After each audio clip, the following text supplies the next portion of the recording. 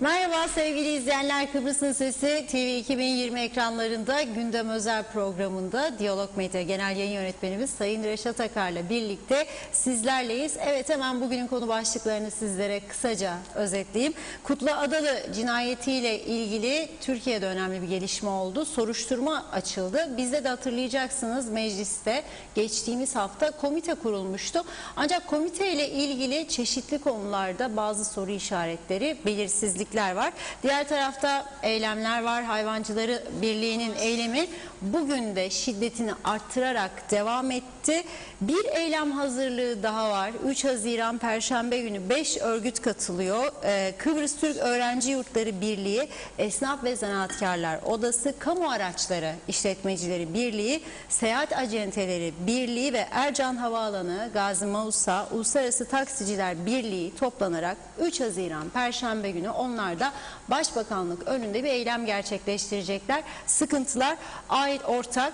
Son olarak kapılar var tabii, geçişlerle ilgili merak ediyoruz neler olacak. Cuma günü açılabilir gibi duruyor. Şu an için gelişmeleri sizlerle paylaşacağız. Her zaman olduğu gibi hepsi ve daha fazlasıyla sizlerin de yorumlarıyla, sorularıyla gündem özele başlıyoruz. Sayın Akar, merhaba. Merhabalar Funda Hanım. Herkese hayırlı günler dileyerek başlayalım. Evet, aslında bir son dakika gelişmesi diyebiliriz. Kutlu Adalı cinayetiyle ilgili olarak beklenen bir gelişme. Yani daha doğrusu acaba Türkiye adım atar mı atmaz mı diye bizde soru işaretleri vardı burada birçok kişide. Anadolu Cumhuriyet Başsavcılığı Kutlu Adalı cinayetine ilişkin soruşturma başlattı bugün ve Başsavcılık soruşturma kapsamında diyor, cinayet olayının gerçekleştiği Kuzey Kıbrıs Türk Cumhuriyeti adli makamlarından ihtiyaç duyulan bilgi ve belgelerin temin edilmesi amacıyla gereken yazışmaların yapılması ve yine ülkemiz dahilinde bulunan muhtemel delillerin temini ile dilekçe sahibinin ayrıntılı beyanının alınması için çalışmalara başlamıştır. Anadolu Cumhuriyet Başsavcılığı Organize Suç Örgütü elebaşısı Sedat Peker'in kardeşi Atilla Peker'in gazeteci Kutlu Adalı'nın Kıbrıs'ta öldürülmesi olayına ilişkin iddialarıyla ilgili soruşturma başlatıldı deniliyor. Okuyorum kısa bir açıklama. Başsavcılıktan yapılan açıklamada şunlar kaydedildi. Atilla Peker adlı şahsın Fethiye Cumhuriyet Başsavcılığı aracılığıyla, bu arada Atilla Peker'in görüntüleri vardı, biz daha önce verdik geçtiğimiz hafta içerisinde. Cumhuriyet Başsavcılığına gönderdiği gazeteci Kutlu Adalı'nın Kıbrıs'ta öldürülmesi olayına ilişkin çeşitli iddialar içeren dilekçesinin teslim alınması ve yapılan ilk değerlendirme sonucu iddiaya konu suçlarla ilgili Türk adli makamlarının soruşturma ve kovuşturma yapmasının Türk Ceza Kanunu hükümleri uyarınca olanaklı olduğu kanaatine varılması üzerine dilekçe içeriğinde bahsi geçen suç iddialarıyla ilgili derhal soruşturma başlatılmıştır. Soruşturma kapsamında cinayet olayının gerçekleştiği Kuzey Kıbrıs Türk Cumhuriyeti adli makamlarından ihtiyaç duyulan bilgi ve belgelerin temin edilmesi amacıyla gereken yazışmaların yapılması ve yine ülkemiz dahilinde bulunan muhtemel delillerin temini ile dilekçe sahibinin ayrıntı beyanının alınması için çalışmalara başlanmıştır. Şimdi burada önemli olan iki konu var. Bir diyor, Kuzey Kıbrıs Türk Cumhuriyeti ile yazışacak ve bilgi alacak. Ama Kuzey Kıbrıs Türk Cumhuriyeti'ndekiler diyor ki dönemin başbakanı, dönemin başbakan yardımcısı, dönemin başsavcısı diyor ki bizde bir şey yok. Esas mesele Türkiye'de. Oradan geldiler diyor. Şimdi Sedat Peker'in kardeşi Atilla Peker de diyor ki ben görevlendirildim diyor, isim veriyor. Kıbrıs'a gittim bu cinayeti işlemek için diyor. Ve size bilgiler veriyor. Kiminden geldiğini de anlatıyor. Fakat diyor biz döndüğümüzde Türkiye'ye daha işlemeden bu cinayeti diyor, bize o iş tamam halledildi dediler diyor. O halledildi diyen şahıslar Türkiye'de. Dolayısıyla esas burada soruşturma kapsamında yükün ağırlığı Türkiye Cumhuriyeti'nde, Türkiye'deki kişilerde onların sorgulanması ve onlardan bilgilerin alınması lazım. Bizim Kıbrıs'takilerin vereceği nedir? Olay gecesi polise kim telefon açtı, kim bilgi verdi, polis olay yerinde neler buldu, mesela mermi bulduysa nasıl bir mermiydi, nasıl bir tabancadan çıkmıştı bu mermi, saati kaçtı, elektriklerin kesilmesi olayı ve daha sonra polise eğer herhangi bir bilgi geldiyse o ve tabii ki Kutluadalı ailesinin beyanları varsaydı o beyanlar. Bizim polisin elinde daha çok bunlar vardır diye düşünüyorum. Ama bu arada Sayın Kudret Özersay Halkın Partisi Genel Başkanı hem bir hukukçu olarak da başından beri biliyorsunuz bu Sedat Peker'in açıklamalarından sonra polise giderek bir suç duyurusunda bulunmuştu. Demişti ki bu açıklamaları Sedat Peker ve kardeşi Atilla Peker'in açıklamalarını bir ihbar olarak kabul edip soruşturma dosyasının yeniden açılmasını istiyoruz. Sadece o değil, Sedat Peker'in Kıbrıs'ta ilgili söylediklerinin tümünün araştırılması yönünde bir talepte bulunmuştu. Şimdi Kudret Bey az sonra bize bağlanacak. Kısa bir açıklama yaptı çünkü sosyal medyada bu Türkiye'den gelen son dakika haberi üzerine. Diyor ki Kudret Bey, Türkiye'de soruşturma başlatıldı. Bizde ise var olan dosyanın ilerletilmesi için hükümet önerdiğimiz adli yardımlaşma anlaşması çerçevesinde Türkiye'den bir yardım, bilgi, ifade talep edip etmediği halen kamuoyu ile paylaşılmadı diyor. Yani demek istiyor ki biz böyle bir talepte bulunduk. Dedik ki bir adli yardımlaşma anlaşması var Türkiye ile. Siz bu konuda Türkiye'den bilgi talep ettiğiniz mi etmediğiniz biliyor.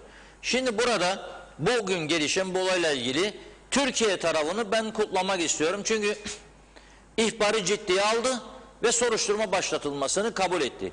Bizim taraf Kudret Bey'in bu gidip bizzat polise ekibiyle Halkın Partisi olarak yaptığı başvurudan sonra bizim taraftan ne İçişleri Bakanı, ne Başsavcılık, ne Polis Genel Müdürlüğü hiçbirinden bir ses çıkmadı. Tamam aldık biz bunu ve soruşturma başlatıyoruz, şu yöntemi izliyoruz gibisinden hiçbir ses çıkmadı. İşte aradaki fark budur. Yani devlet yönetmek o kadar zor bir iş değil aslında ama biz kolayını da seçmiyoruz. Zor değil yani. İstek olduktan sonra çok kolay yönetilir ama sorumluluk almak lazım. Herkes sorumluluğu neyse o çerçevede görevini yapması lazım. Hazır mı Kudret? Evet, Halkın Partisi Genel Başkanı Sayın Kudret Özersay hattımızda. Merhaba, hoş geldiniz yayınımıza. Merhaba, iyi yayınlar Reşat Bey, merhaba. İyi günler hocam. Nasılsınız? Teşekkür ederim. Yani biraz üzgünüm. Çünkü bizim devlet olarak yapmamız gereken şeyi bizden önce Türkiye yaptı. Bizimkiler uyudu maalesef. Bu kadar basit söyleyeyim. 10 gün önce polise gidip adli yardımlaşma çerçevesinde Türkiye'den talep edin ifadeleri, bilgileri, kişilerin ifadesinin alınmasını talep edin dedik. 10 gün oldu. Ses de yok. Hiçbir şey yok. Adım attılar mı? Dosyayı canlandırdılar mı? Talep ettiler mi adli yardımlaşma anlaşması çerçevesinde? Suç burada işlendi. Suç bizim vatandaşımıza karşı işlendi. Bizim gazetecimiz, bizim vatandaşımız öldürüldü, katledildi. Biz hareket etmemiz gerekirken suç Kuzey Kıbrıs Türk Cumhuriyeti'nde işlendi. Bizim polisimiz talep edeceğine adli yardımlaşma çerçevesinde adli yardımı Türkiye'den bakıyoruz. Türkiye soruşturma açıyor. Türkiye bizden talep edecek bilgi ve belgeyi. 10 gündür ne yapıyordu hükümet ve polis? Biz dün mecliste başbakana sordum. Sayın Başbakan dedim, bu kadar gün oldu, harekete geçtiniz mi? Bununla biz polise başvurmakla kalmadık. İçişlerine de başvurup bu insanlar cinayet tarihinde burada mıydı değil miydi muhaciret kayıtlarını bile talep ettik. Polis Türkiye'ye yazışma yaptı mı diye sordum. Cevap veremedi Sayın Başbakan. Çevirdi lafı. Bugün de görüyoruz. Türkiye'de soruşturma açıldığını görüyoruz. Bir uyarıda bulunmak istiyorum Reşat Bey. Evet. Yapılan açıklamalara bakın. Dün Sayın Cumhurbaşkanı'nın, Sayın Tatar'ın ve Sayın Başbakan'ın, Ersan Taner'in her ikisinin açıklamasında da eğer gerekirse gereken yapılır gibi yuvarlak cümleler var. İddiadır bunlar gibi şeyler var. Ve kardeşim bu iddia olmadan ötesinde itiraf eden birisi var ve suç unsuruna dair önemli veriler var dedik. Biz bak haklı çıktık. 10 gün sonra Türkiye'den yapılan açıklamayı siz az önce canlı yayında okudunuz. Türk Ceza Kanunu'na göre diyor. Bunun suçlulara ulaşma konusunda bir anlamı ve ağırlığı olduğu kanaatine vardık. Onun için soruşturma açıyoruz. Demek ki bu yapılan açıklamalar ve verilen ifade gerçekten de soruşturma açılmasını gerektirecek bir kanaat oluşturuyor. Ağırlığı var bunların. Öyle guduru açıklamalar değil. Sıradan birisinin yaptığı açıklamalar da değildi.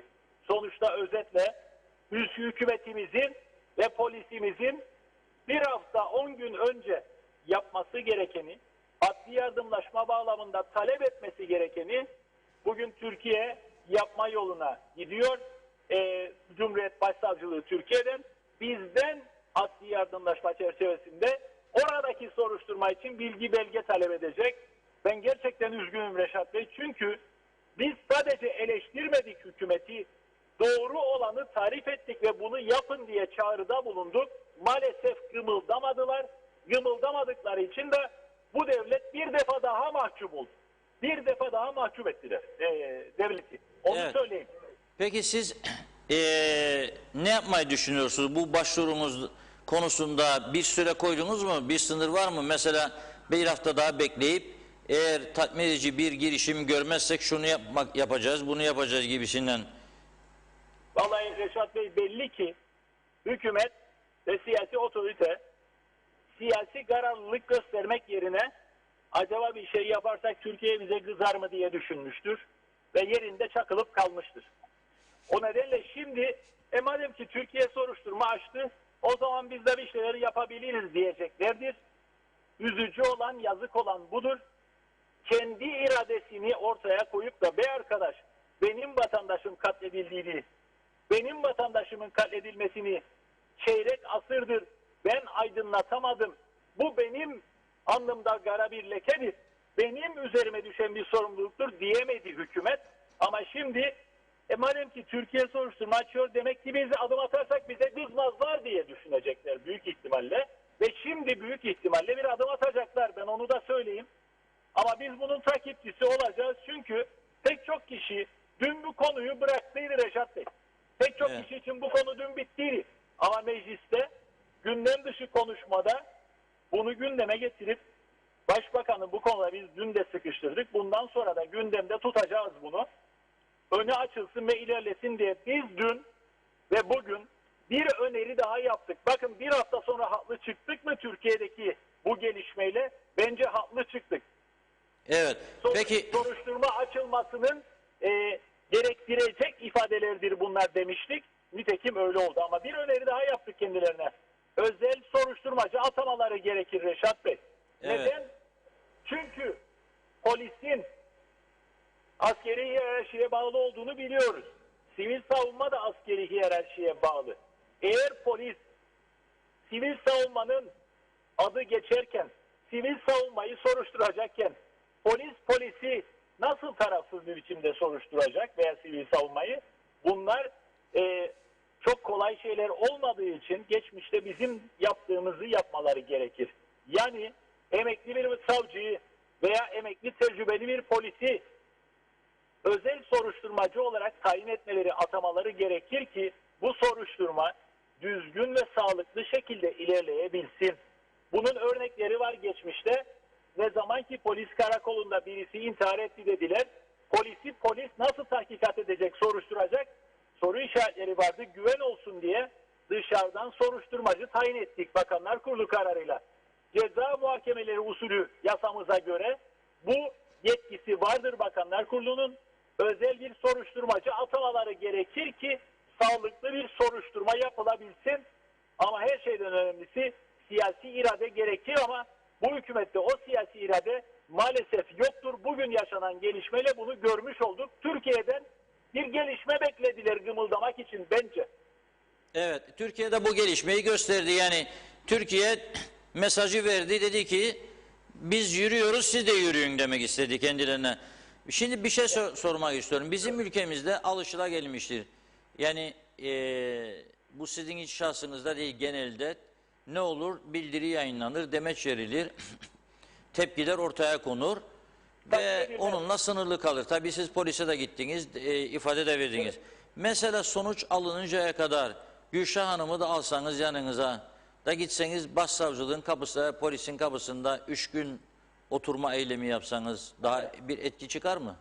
Vallahi açıkçası polisten başsavcılığa dosya gitmeden başsavcılığın bir şey yapamayacağını hepimiz biliyoruz. Polis bu tahkikatı önce yapmak zorundadır. Tahkikatı yaparken de madem ki bunlar var, Türkiye'den bunları talep etmesi gerekir. Yapabileceği, ifade edebileceği başka yeni unsurlar ortaya çıkmıştır. Biz dilekçemizi yaptık. Meclisin gündemine getirdik. Mecliste kurulan komite bağlamında sürekli yetkilileri çağırıp orada dinleyip bu konuyu canlı tutacağız. Meclisin gündemine dün de getirdik. Basına şimdi yaptığım gibi açıklamalarla bunu yakından takip ediyoruz ve baskı kuruyoruz. Bunu yapmaya devam edeceğiz. Kimsenin şüphesi olmasın. Daha önce söylemiştim sizin canlı yayınınızda. Eğer polis bütün bunlara rağmen örneğin bir soruşturmacı atamazsa Bakanlar Kurulu veya polis bu dosyayı canlandırmazsa, adım atmazsa o zaman polis ihmalde bulunmuş olur. İhmal çerçevesinde de gerekirse yargıya da başvururuz. Siz bizi çok iyi bilirsiniz. Biz Halkın Partisi olarak bu adımı attık, takibini de yaparız. Basın açıklaması yapıp bir ay geçsin üstüne ne isterse olsun deyip takibini yaparız. Ben örnek vereyim size.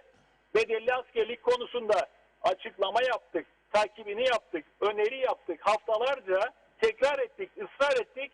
Bedelli askerlikle ilgili yasal düzenleme geldi ve şu anda yapılıyor. Geçiş kapıları konusunda 2,5 ay önce söyledik. Size defalarca bağlandık, canlı yayında söyledik, mecliste söyledik, açıklama yaptık, yabancılarla görüştüğümüzde söyledik. Ne oldu? Hükümet gımıldamak zorunda kaldı. 2 hafta gecikmeli. Onun altını çiziyorum. Kapıların açılması konusunda öyle gıvırdılar, böyle gıvırdılar ama açma noktasına geliyorlar. Şu anda memleketin faydasına olan oydu. Yediler canlarını. Biz söyledik de yaptılar, durumuna girmesinler diye herhalde, bilmiyorum artık ama Yok, oyalandılar, memlekete yazık ettiler. Kapılar konusunda katkınızın büyük olduğunu bütün esnaf da biliyor ve size teşekkür ediyorlar. Çünkü birileri dürtmeseydi bu konuyu bu kadar hızlı gündeme gelmezdi. Cuma günü kapıların büyük bir ihtimalle açılmasını bekliyoruz. Burada işte önemli olan gerçeklere uygun şartların ortaya koymasıdır. Eğer bizim taraf Rumlara derse ki 3 günde bir PCR alın da gelin, 40 eurodur bir PCR, kimse gelmeyecek. Esnafın yüzü gülmeyecek. Aşı kartıyla bırakacaksın, arkadaş gelecek, istediği kadar gelecek, gidecek, benzini doldurup gidecek, bizim karava para akacak. Yapmazsalar bunu da aynı şeylerde üzerinde dururlar. 3 gün PCR, 7 gün PCR, bu iş. Ya PCR'ın da ne olduğunu siz de biraz sonra izleyin bizi. Hayvancıların eyleminden sonra dün bir aşı merkezi açıldı. Bugün o aşı merkezinden bize bir video gönderdi vatandaşlar, sağ olsunlar, teşekkür ediyorum, sesli. Onu olduğu gibi sesli vereceğiz. Siz de izleyin, göresiniz neler oluyor. Çok teşekkür ediyoruz Kudret Bey size. Ben teşekkür ederim. Bir ilave yapmak zorundayım kapılarla ilgili. Söylediğiniz noktada haklısınız. Kolay ve pratik olmak zorundadır geçişler ama bir ince nokta daha var. O genelde atlanıyor. Bu hükümet de üzerinde durmadı. Cumhurbaşkanı ve hükümet kesinlikle üzerinde durması lazım. Kapılar açılsa bile geçmişte 3. ülke vatandaşlarının, Rusların, İsrail vatandaşlarının güney üzerinden bize turist olarak gelmesini Rumlar engellemeye başlamıştı. Onu ortadan kaldıracak. Yani kapılar açılıyor, tamam Rumlara açılıyor ama turistlere gene engel müsaade etmemek lazım. Buna ilişkin tedbir almak lazım. Geçen defa uyardık. Cenevre'ye bunun sözünü almadan gitmeyin diye ısrarlarımız sonuç verdi. Karşılıklı olarak bunun sözü alındı. Bak şimdi kapıları açılma noktasına geldi. Ama üçüncü ülke vatandaşlarının, yani ülkemize yurt dışından güney üzerinden gelecek olan üçüncü ülke vatandaşlarının kolaylaştırılmış bir biçimde gelmesini de sağlamamız lazım. Rumlar buna engel çıkarırsa bugünden bunun tedbirini almak zorundadır. Cumhurbaşkanı da başbakan. Evet. Evet, o çok önemlidir. Üçüncü ülke vatandaşlarının buraya geçmesine olanak sağlanması lazım ama dün Başbakanın yaptığı açıklama, daha doğrusu Ergin Olgun Bey'in eskiden olduğu gibi üçüncü ülke vatandaşlarına geçebileceği şekilde bir açılım olacağını söyledi. Bu da sevindiricidir. Öyle olması lazım.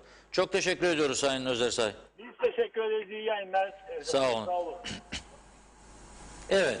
Tabii bu arada görüyorum yıldırım gibi geliyor yorumlar.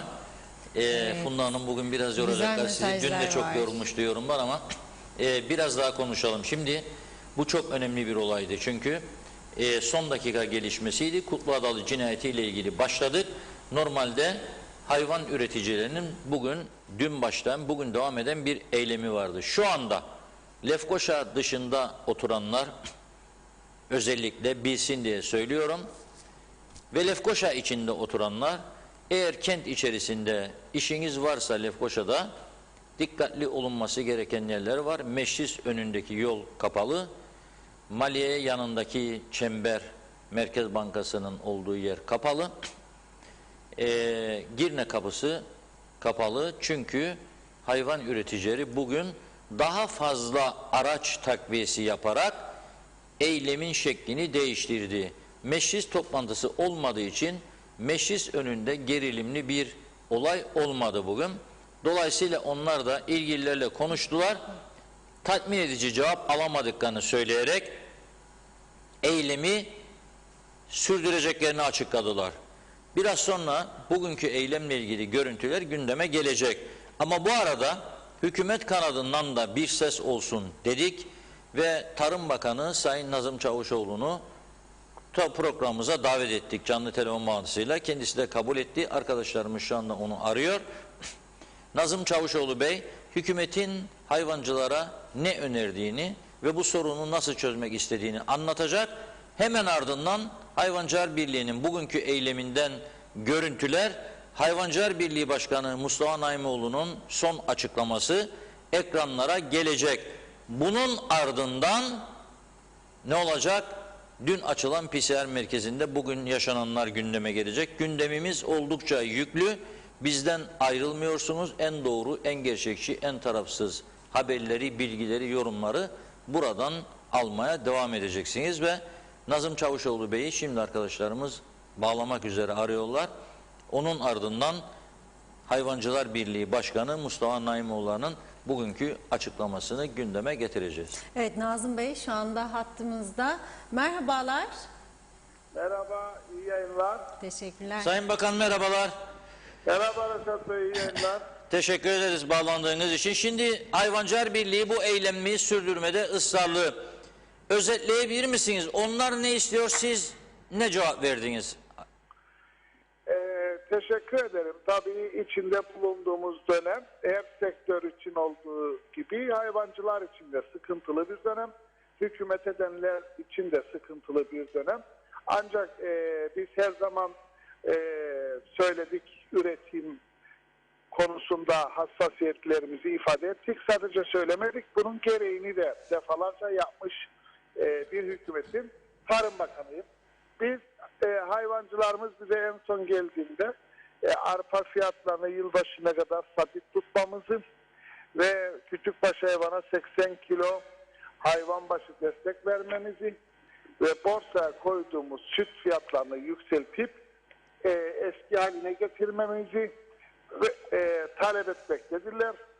Kimse zaten şu anda aile işletmelerini tamamen pandemiden etkilenmeyecek şekilde koruduğumuzu, bir tonun üzerindeki sütü borsaya koyduğumuzu, 2 tona kadar işletme başı 2 tona kadar süte verdiğimiz destek primlerini vermeye devam ettiğimizi kendilerine söyledik. Ama borsadan şu anda vazgeçemeyeceğimizi söyledik. Çünkü pandemi dolayısıyla oluşan tüketim tıkanıklığı aşabilmek adına Reşat Bey biz çok ciddi eforlar sarf etmekteyiz. Biz Tarım Bakanlığı'nın bütçesi içerisinde 190 milyon bütçesi vardı biliyorsunuz Tarım Bakanlığı'nın. Biz göreve geldiğimizde tam mecliste komite aşamasındaydı ve pandemiden dolayı biz bu parayla sütü ihraç edemeyeceğimizi, pazarlayamayacağımızı ifade ederek alışkanlıkların dışında bir tavır da sergileyerek 24 milyon sütü ihraç edebilmenin veya da hayvancılığı destekleyebilmenin imkanını yaratabilmek adına bütçede 24 milyon artış yapmıştık. Ancak bu 24 milyonluk artış da yetmedi. Pandemi bütçesi diye bir bütçe oluşturduk ve biz hayvancıya şu ana kadar direkt ve dolaylı olarak gerek arpasına verdiğimiz destek gerek de bütçede öngördüğümüz navlun desteklerinin üzerinde verdiğimiz destekle toplamda 39,5 milyon daha ekstra bir destek verdik. Ocak ayından bu 31 Mayıs sonuna kadar.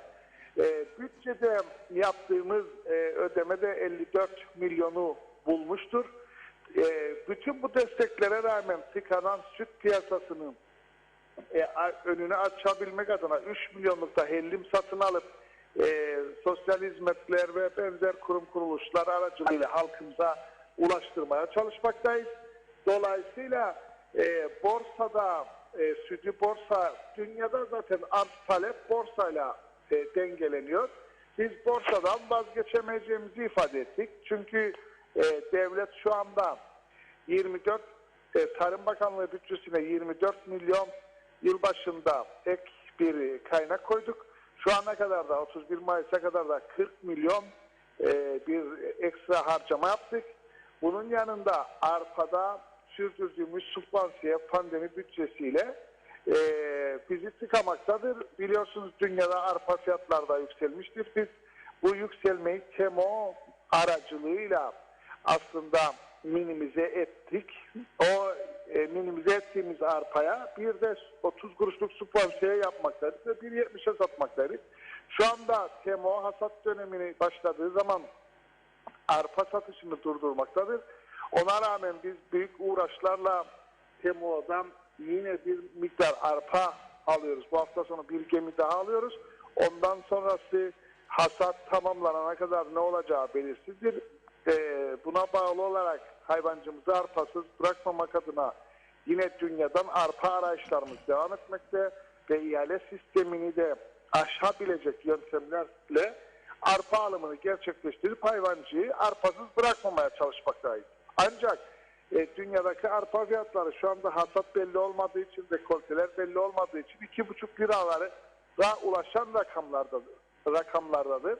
Ve bu arpa bizim ambarımıza girene kadar tükün maliyetleri hariç 2.70'lere gelmektedir. Yani tükün maliyetleri de konuda neredeyse 3 lirayı bulmaktadır. Bu şekilde bir subvansiye vermeyi planlıyoruz ama yani bizim 1.70'den arpa satmamız ilelebet yılbaşına kadar bunu sağlamamız mümkün görünmüyor. Hayvancının aile işletmelerinin dışında büyük işletmelerin sütünü borsaya koymaktan başka bir seçeneğimiz de yoktur. Bir de 80 kilo arpa hibesi istemektediler hayvan başına. Bunun karşılığı da 45 milyondur. Dolayısıyla hayvancıların talep ettiği her şeyin parasal bir karşılığı vardır. Bazı arkadaşlarımız hayvancılar para talep etmedi diyor. Para talep etmediği miktar neredeyse 100 milyon. Yani bu arpa fiyatlarının yükselmemesi için 100 milyon liralık bir subvansiye mi gerekiyor? Öyle mi? Arpa fiyatları şu anda böyle seyredecekse yaklaşık olarak ayda bizim 10 milyon subvansiyeye ihtiyacımız var. 10 milyon lira. 10 milyon ayda subvansiyeye ihtiyacımız var. Eğer bu arpa şu anda satıldığı rakamdan satılacaksa. Dolayısıyla bunun yanında ihracat teşvik primleri 2 katına 3 katına çıkmıştır bu mamulleri pazarlayabilmek adına. Dolayısıyla bizim yıl içerisinde 12 ay için planladığımız ihracat teşvik primleri neredeyse senenin yarısında bitmiştir. Dolayısıyla pandemi bütçesi diye bir bütçe oluşturduk. Yani benim göreve gelmemle birlikte planlanan bütçeye 64 milyon ek ödenek konmuştur hayvancılığın devamı için.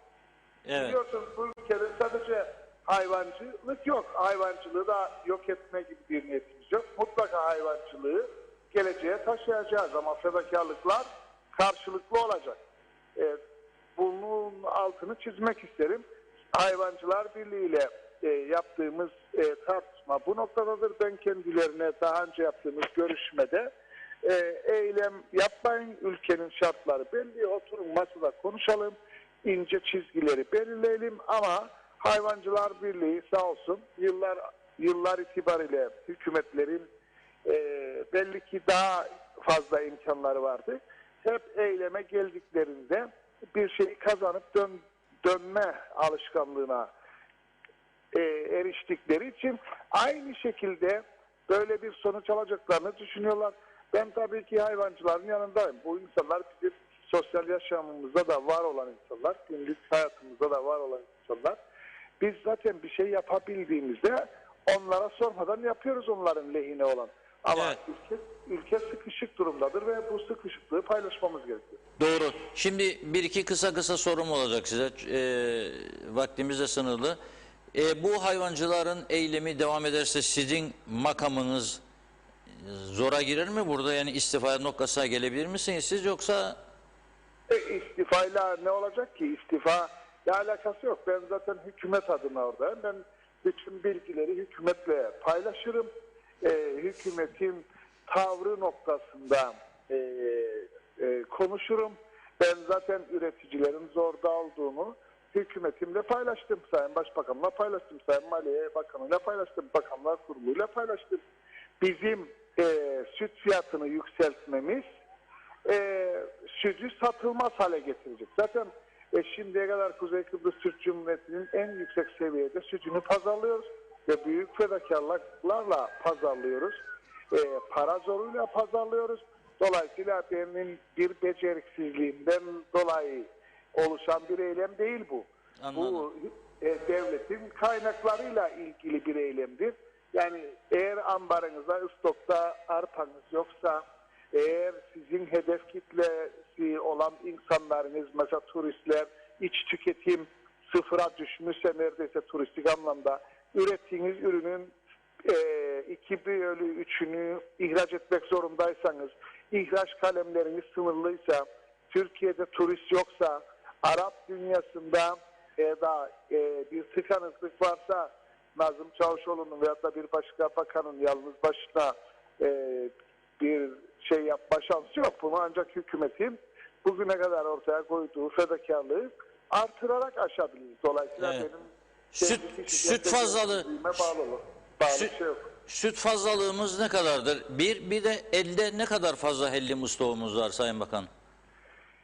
Şimdi Reşat Bey, miktar olarak bizim şu anda ortalama 550 tona kadar çıktık ama şu sıralar 500 ton civarı seyreden bir süt miktarımız var. Ben 2009 yılında 350 tona çıktığı zaman sütümüz yine satış sorunu olmuştu ve ihracat teşvik primi zoruyla bu mamulleri satmıştık. Ben o zaman da derdim ki biz kararımızı vermemiz gerekiyor. Kendimiz için mi üreteceğiz, ticaret için mi üreteceğiz? O dönemde küçük kalmamızı ekonomik akıldan yoksun olarak nitelendirenler bugün benim 2009 yılında söylediklerimi arz talep dengesinde mutlaka üretici lehte ve aleyhte etkilenmesi gerekiyor. Yani eğer üreticinin lehine olursa gelişmeler her şey tamam, aleyhine olduğu zaman belli rakamlara kadar devlet bunu absorbe edebiliyor. Ama sınırsız değildir. Biz sadece hayvancılığın temsilcisi değiliz. Biz tüketicinin de temsilcisiyiz. Diğer sektörlerin de kepenk açmayan insanların da hükümetiyiz. Herkesin hükümetiyiz. Yani ben bugün yılbaşından buraya bütçeye koyduğum 24 milyonu da saydığımda 64 milyon ek ödenek hayvancıya yaratmış, bir kaynak yaratmış biri olarak, derdini anlatabilmiş biri olarak bunu söylüyorum. Kaldı ki TEMO ile kurduğumuz iyi ilişkiler neticesinde ve Türkiye'deki hayvancının kullandığı fiyattan bir arpa kullandırdık ama şu anda TEMO da ambarlarını temizledi, hasata girdi ve o da arpa fiyatını yükseltti, 1.95'e çekti ve biz halen daha 1.70'ten arpa satmaktayız. Yani eylem yaparak, baskı yaparak dünyadan kopuk bir fiyat politikası oluşturmamız, siz de takdir edersiniz ki sürdürülebilir değildir. Evet. Peki bu 3 milyon liralık hellim alacaktınız. Alındı mı hellimler? Evet, tıkanıklık oluştukça 24 TL'den bize verme cesareti gösteren, verme fedakarlığı gösteren imalathanelerden alıp 30 tonunu askerimize verdik. Diğerlerini sosyal hizmetler aracılığıyla belediyelerle 24 Türk lirasına hellim midir yoksa hellime benzer hellim midir? 24 Türk lirasına hellim midir yoksa hellime benzer hellim midir? vallahi şunu ifade edeyim. 24 TL'ye aldığımız hellim ihracata üretilen hellimlerdir. Zaten şu anda borsadan 2.35'e alınan sütle üretilen hellimlerdir. Ve zaten şu anda imalathaneler bundan kar ettiğini söylemiyor ki. Zarar ediyorlar ve bir kısmı vermiyor ve bir kısmı da fedakarlık yapıyor. O yüzden fedakarlık yapan işletmelerden alıyoruz diye söylememin gerekçesi budur. Peki bu hellimin fiyatını bütün halk için Kıbrıs'ta ucuzlatmak daha doğru bir yöntem değil mi? Yani siz sübvanse ederseniz herkes daha ucuz hellim yesin. Bazı hellimler 55-60 liraya satılıyor mesela. Maalesef haklısınız burada. Yani bazı işletmeler kendileri, yani marka değeri olanlar bu şekilde bir fiyatlandırma aracılar da kullandıkları için bu fiyatlara ulaşıyorlar. Oysa böyle dönemlerde 2.35'e alınan sütlerle yapılacak olan hellim kanaatimce 30'la 40 TL arasında satılmalıdır. Bunu da söyleyebilirim. Evet. Çok teşekkür ediyoruz Sayın Bakan bağlandığınız için. Teşekkür ederim. İyi yayınlar dilerim. Sağ olun. Buyurun. Evet. O kadar çok mesaj birikti ki bu izleyicilerimizi üzmeyelim ama az sonra günün kahramanı Mustafa Naimoğulları ve silah arkadaşları, yani mücadele arkadaşları demek istiyorum, geliyor. Dünkü eylemden de öyle izler bırakıldı ki Diyalog Gazetesi'ni cesaretinden dolayı kutluyorum, bu medya kuruluşunu. O eylemin dün bir ayrıntısı vardı. O eylemde beklenmedik bir olay yaşandı. Fakat bu gözlerden kaçtı. Kaçmaması gereken bir olay. Kuzey Kıbrıs Türk Cumhuriyeti'ni tanıtmaktan söz ediyoruz ya. Bence bu olay sadece Kuzey Kıbrıs Türk Cumhuriyeti'ni bütün dünyada tanıtabilecek bir olaydır. Parayla reklam isteseniz Fransız gazeteleri koymaz, Alman gazeteleri, ama bu olayı yansıtırlar diye düşünüyorum. Mesajlardan sonra bakalım. Hemen aktarayım ama başında söyleyeyim. Bu arada izleyicilerimiz de kendi aralarında birbirlerine cevap verdikleri için o mesajlar da var. Tabii onları ben aktarmayacağım. Direkt gelen mesajları okuyorum. Adnan Mercan kolay gelsin. Selam Reşat Akar yazmış. Gürkan Giritli en iyi Kıbrıs kanalı diyor. TV 2020 için teşekkür ediyoruz. Mehmet İnancı selam Reşat Bey. Sizce bu ülkede 3 önemli sorun nedir? Lütfen açıklar mısınız? Caner Şefik de iyi yayınlar diliyor. Ahmet Yusufoğlu iyi yayınlar dilerim. Kıbrıs'ın kuzeyi sözün bittiği yerdedir ama evde olsun dışarıda olsun yayınlarınızı izliyoruz. Başarılarınızın devamını dilerim. Eski bir polis olarak görüşüm rahmetli Kutlu Adalı cinayeti olayını biri onun üstüne yıkıp olayı yine sorgulatacaklar. Bu benim şahsi görüşümdür. Umarım böyle olmaz, aydınlanır diyor. Kamil Özalay Almanya'dan yazıyor bize. İyi yayınlar diledi. Avrupa'da en fazla izlenen kanal TV 2020 demiş. O da çok teşekkürler. Mutlu Demirdelen organize suç örgütü liderleri Sedat Peker'in kardeşi Atilla Peker'in gazeteci Kutlu Adalı cinayetine ilişkin iddialarıyla ilgili soruşturma başlatıldı. Konuyla ilgili İstanbul Anadolu Cumhuriyet Başsavcılığı bir açıklama yaptı. Atilla Peker'in Fethiye Cumhuriyet Başsavcılığına verdiği iddialarla ilgili soruşturma başlatıldığı bildirildi. soruşturma kapsamında olayın geçtiği Kuzey Kıbrıs'taki adli makamlardan bilgi ve belge istenecek diyor. Melis Yelkenci yazdı, hatırlayacaktır belki izleyicilerimiz. Piyanosuyla bize eşlik ediyordu programlarımızda zaman zaman. O da iyi yayınlar diliyor, teşekkür ediyoruz. Raif Erdal'da. Hasan Nihat Erduran, Polis Genel Müdürlüğü yaptığı her işi söylemek zorunda mı? Zaten dosya açık, rutin işlem bunlar diyor. Vedat Allahkerim de hayırlı yayınlar diledi. İsmail Kerçin, iyi yayınlar Funda Hanım, iyi günler diyor. Evet, maske ve mesafe unutuldu. Her şey serbest oldu. Gemisini kurtaran kaptan. Mutlu Demirdelen, Kutlu Adalı cinayetiyle ilgili bugün Tele1'de haber yapıldı. Ersan Sener'in açıklamaları insanın kanını donduracak diyor, eleştirdi.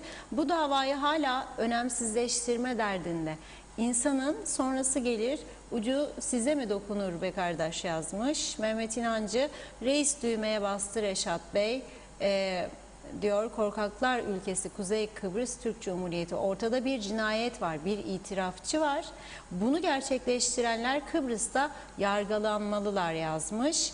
Hasan Nihat Erduran, polisimizde birçok memur Türkiye Polis Akademisi mezunudur. Güvenlik Kuvvetleri Komutanlığındaki subayların Türkiye Cumhuriyeti Harp Okulu mezunu olduğu gibi ben asker ve polisimize güvenirim. Eminim rutin görevlerini layıkıyla yapıyorlar yazmış. Nazime Nalbant, iyi günler Funda Hanım, Reşat Bey, sizleri kaçırmadan dinlerim. Yine gündemdeki olaylar duyuyoruz ve bizleri çok derinden üzüyor. Yine vakalarımızda yükseliyor. Ne olur elimizden ne gelirse dikkat edelim. Açılımlar olsa da yine bizim dikkatli olmamız gerekir. Bitti artık demeyin, çok kalabalık yerlerden uzak kalın diyor. Vakalarımız da bence azalır. Allah bir daha yaşatmasın, eskiden olduğu gibi yaşamayı bize demiş. Kolay değil hepimiz için diyor, kapanmalar, saygılarımla yazdı. Ulus Barani, Türkiye tarafından atanmış Başbakan Saner, Türkiye'nin üst düzey yöneticileri ona otur derse oturur, konuş derse onların istediği gibi konuşur. Biz daha hala bekleriz, Saner Bey talimatsız konuşsun. Kesinlikle böyle bir şey olamaz yazmış Ulus Bey. Berk Ok, Funda Hanım, Reşat Bey adayı 3 aile, Türkiye'yi 13 aile idare eder diyor. Evet, şimdi karşılıklı konuşmalar var. Onları eleyip aktaracağım. Güray Altun, bir ülkeyi yönetmek cesaret ister.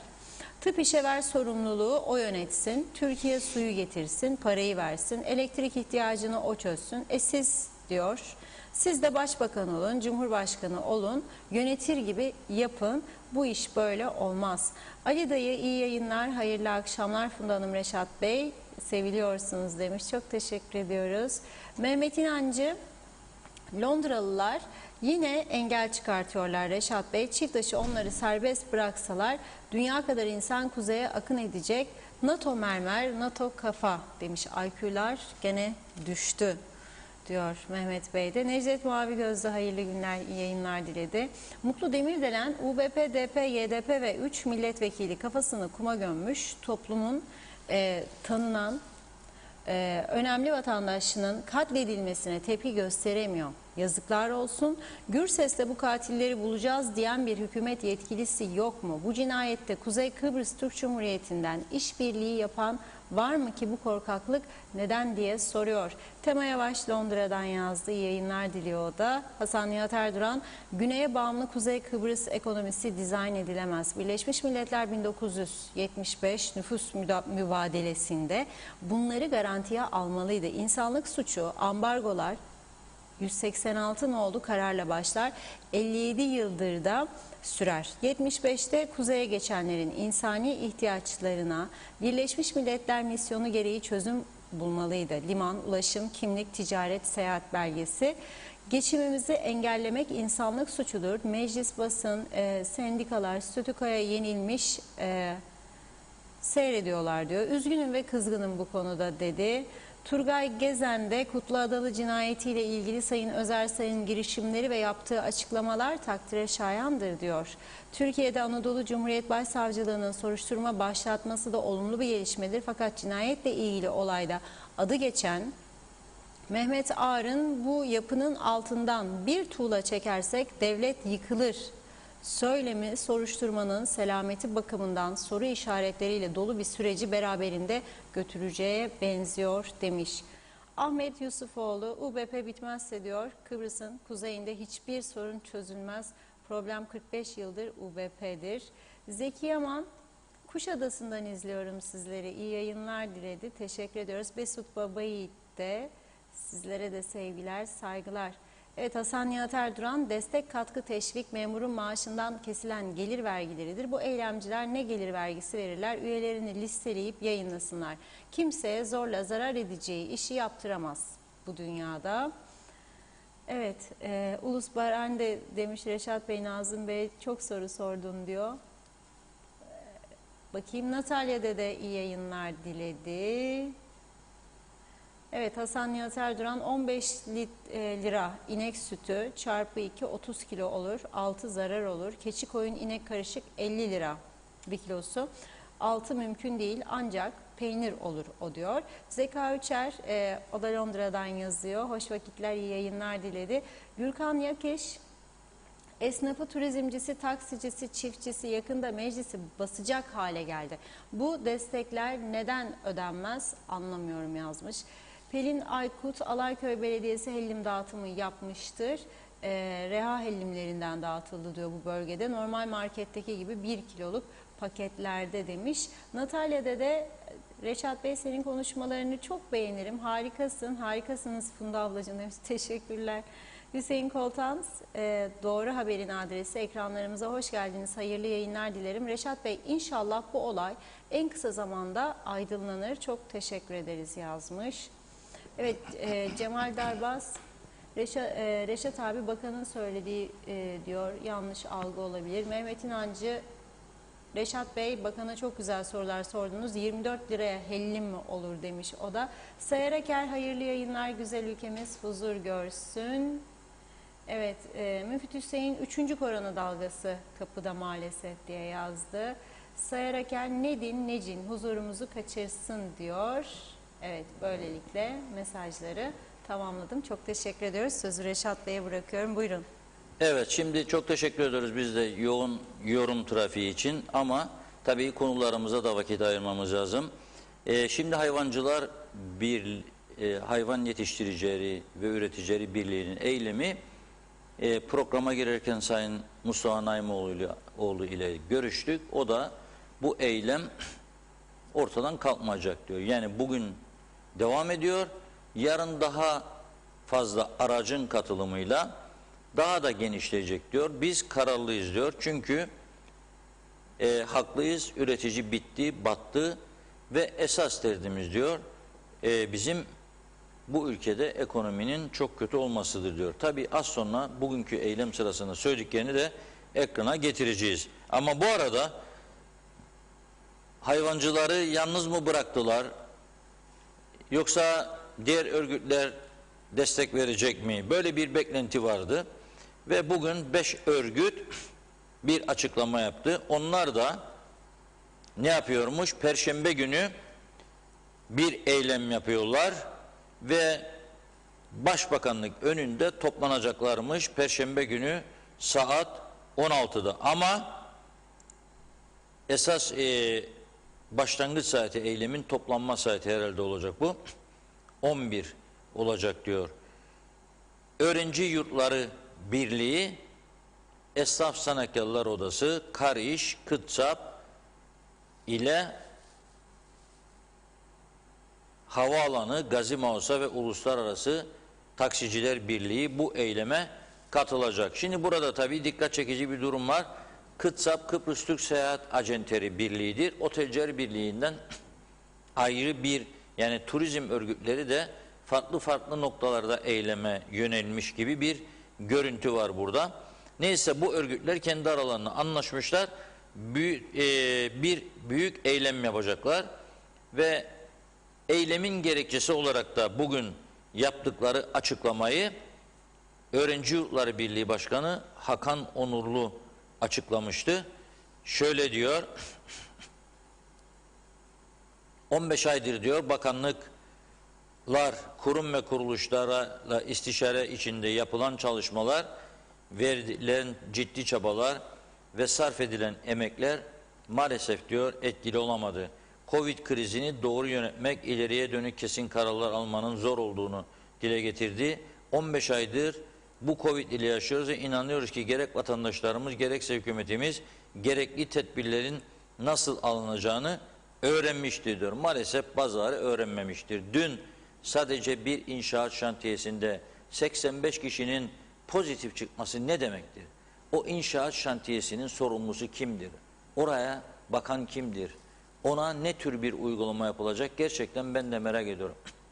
85 çalışan Covid'li pozitif vaka ve bunlara siz PCR yapmıyorsunuz demek ki. Bu nasıl bir durum? Her hafta size PCR şartı getirildi. Neden yaptırmadınız? Ha, burada az sonra bir görüntü gelecek. Şu soru vardı. Tamam da devlet bu PCR testlerini doğru dürüst yapıyor mu? İşte bizim öyle vaktimiz yok, gidip saatlerce bekleyelim. O ayrı bir konudur. Gidip bekleyeceksin. Veya paracığı bastırıp özel bir yerle anlaşıp, madem ki bir büyük inşaat yaptırıyorsunuz ki 85 kişi çalışıyor, o zaman ödeyip PCR'larını yaptıracaksınız. Sizin emniyetiniz açısından da bu insanların temas ettiği bütün vatandaşlar açısından da son derece önemlidir. Bu ülke 15 aydır turist kabul etmedi. Böyle bir lüksü olmadığı halde 15 aydır bir iki örgütün bağırması, tehdit etmesi, korkutması yüzünden turist kabul etmedi. Ama burada yaşayanlardan sadece bir inşaattan 85 vaka çıkabiliyor bu ülkede. Hafta sonu bar eğlencelerindeki durumu sizlere zaten yansıtmıştım. Şimdi bu biraz da kendi sorumluluğumuz önemlidir bu konuda. Kendi sorumluluğumuz nedir? Herhangi bir yaşam tarzımızda farklılık varsa, yüksek ateş, mide bulantısı, halsizlik, bunun gidip önleminin alınması lazım. Hükümetler ne yapması lazım? Sağlık Bakanlığı daha etkin tedbirler almalı. Polis ve belediyelerin zabıtalarıyla işbirliği yapıp ciddi denetimler başlatmalıdır. Başka türlü olmaz. Ama diyor ki bu örgütler hiçbir zaman geç değildir. Gün itibariyle ivedilikle alınacak doğru kararlar, yapılacak düzgün hamleler yaramıza merhem olacaktır. 14 Mart 2020'de kapandığımız günden beri sadece borç biriktirdik. Kapandığımız Mart ayını baz alarak tüm kamu alacakları, banka ve diğer borçların uzun vadeli ve faiz desteğiyle yeniden yapılandırılması kaçınılmaz olmuştur diyor. Uzun bir açıklamadır. Ben burada noktayı koyuyorum. Eylem için diyor Girne'de Hirondel Kavşağı, Lefkoşa istikameti, Anadolu Otel önü, Lefke, Güzelyurt'ta Lefke Avrupa Üniversitesi çıkışı, Güzelyurt'ta terminal, Mausa'da City Mall karşısı, Mausa Lefkoşa yol boyu, Lefkoşa'da ise Esnaf Sanatkarlar Odası ve otobüs terminali önünde toplanacak. Bakalım katılım ne olacak, göreceğiz bunda. Kolay değil, eyleme adam taşımak kadar zor bir durum değil. Sezar'ın hakkını Sezar'a vermek gerekirse bu işte en başarılı örgüt Hayvancılar Birliği'dir. Şimdi bugün en son eylem görüntüleri ve Başkan Naimoğlu'nun açıklaması ekrana geliyor. Dün başlatmış olduğumuz eylem bugün de devam ediyor. Dünya yaşananları hepiniz biliyorsunuz. Özellikle dün akşam üzeri yapmış olduğumuz Başbakan, Tarım Bakanı ve Maliye Bakanı'yla birlikte yapmış olduğumuz görüşmede çıkan sonuç özele çalışacağız. Paramız yoktur. Çarşamba günü saat 4'te komite kurup bunu çözmeye çalışacağız. Ve bu konuda ne yapabiliriz? Kendileri açısından ifade ettiler. Hayvancı önüne çıkarak da bunu ifade ettiler. Bugün için dün zaten söylemiştik, eylem devam ediyor diye. Hayvancı her zaman eylemlerini haftalarca sürdürdüğü de olmuştur. Daha önce görmüşsünüzdür. Bu bir mücadeledir. Bu bir ekmek kavgasıdır, gelecek kavgasıdır. O yüzden dün de ifade ettim. Özellikle biz burada bütün sivil toplum örgütlerinin, Kıbrıs Türk halkının sesi olmaya geldik. Ve bu noktada da dünden beri mücadele yapıyoruz. Peki dün yaşananlar özellikle polisle karşı karşıya geldik bazı noktalarda. Bunu da çok da fazla istemezdik. Ama bugün değişik boyutlarda değişik eylem çeşitleri yapacağız. Başka çemberlerini kapayabiliriz biraz sonra. Zaten benim başbakanlığın önüne gitmeye niyetim yok. Dün burada görüştüm. Tarım Bakanı önüne gireceğim. Araya kapanacağım. Ona niyetim yok. Efendime söyleyeyim. Maliye Bakanlığı'na geleceğim. Onu da dün burada gördüm. Ses getirecek, noktaları kapatacak. Ses getirecek, eylemler yapacak. Bizim derdimiz bu aşamadan sonra budur. Bunu yapacağız ki daha çok insanların ve bizim ne düşündüğümüzü herkes görecek. O yüzden biz bu noktada mağdur edeceksek de bir halkımızı özür diliyoruz. Kusura bakmasınlar. Ağız yok kavramlarıyla, konuşmalarıyla bunları ortaya koymayacaksınız. Siz üreticinin yanında olmanız gerekir. Bu sektörden ekmek yiyen 60-70 bin kişi vardır. Ve bu sektördeki insanlar kırsalda sabah akşam üretim yapıyorlar. Ve siz bana diyeceksiniz ki maliyenin parası yoktur. Maliye tam takır. Ne yapacağımızı bilmiyoruz. Biz de sıkıntı içerisindeyiz. Bunlar boş laflardır. Gaza zam, akaryakıta zam, yeme zam, bütün gıdalara zam. Markete girdiniz, markette göreceksiniz ki ne kadar zam var. Siz şimdi bunu uygularsanız, yeme zammı uygularsanız, yarın bu halk et de yemeyecek. Yarın bu hayvanları tükettiğimiz zaman ithal mi yiyeceksiniz etine? Onunla mı ithal yiyeceksiniz? Süt...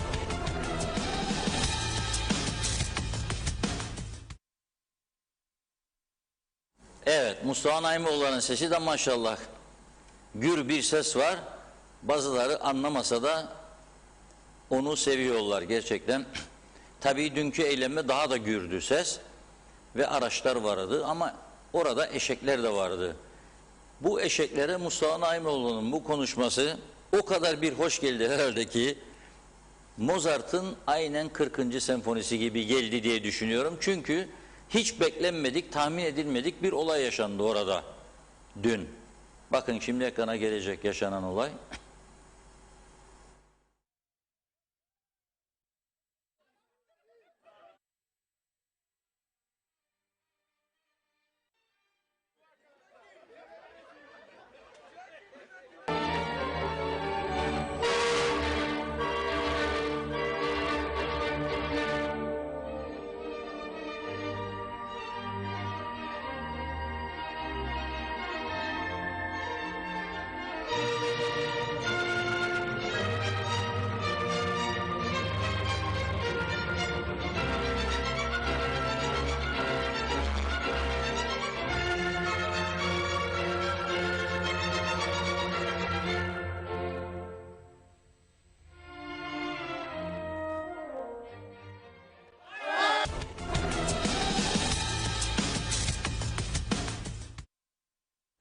Evet, istenmeyen olaylar olabiliyor. Bu bir kamera şakası değildi tabii. Dün orada yaşanan bir olaydı.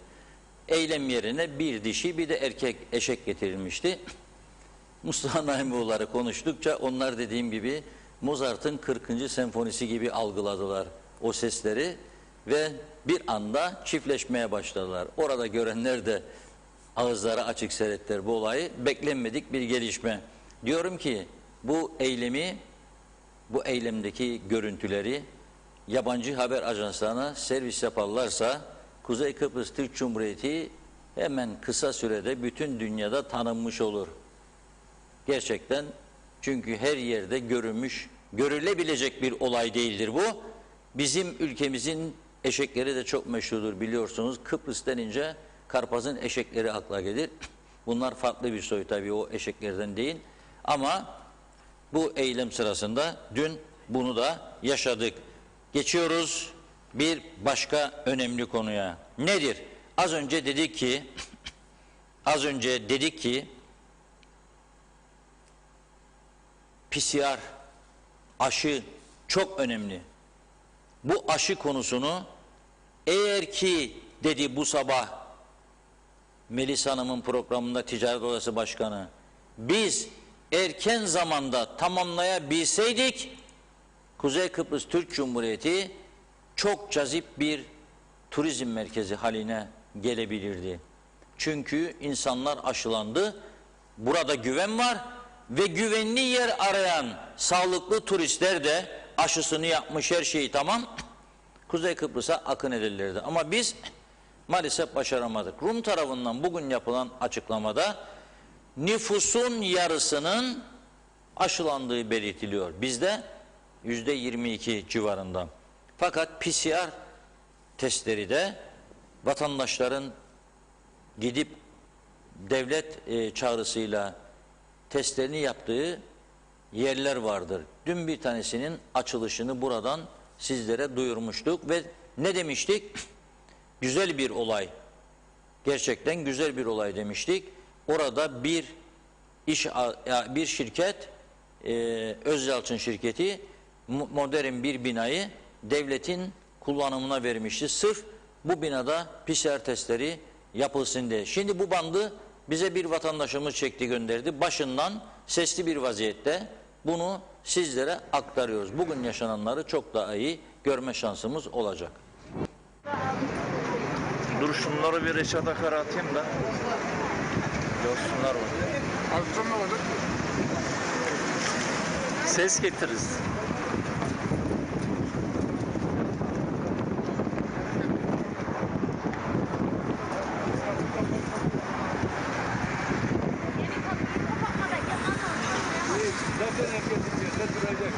Yani duracaksan git ne içeceksen, sigaranı, kahve, ne içeceksen git insanları bırak sırasında.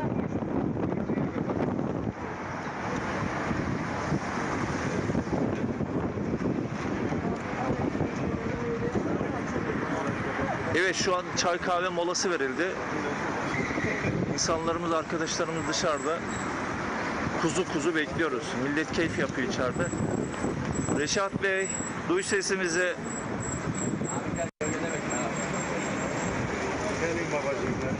Evet, sandviçler de geldi. Çalışan memurlarımızın. Onların değilmiş. Özür dilerim, onların değilmiş.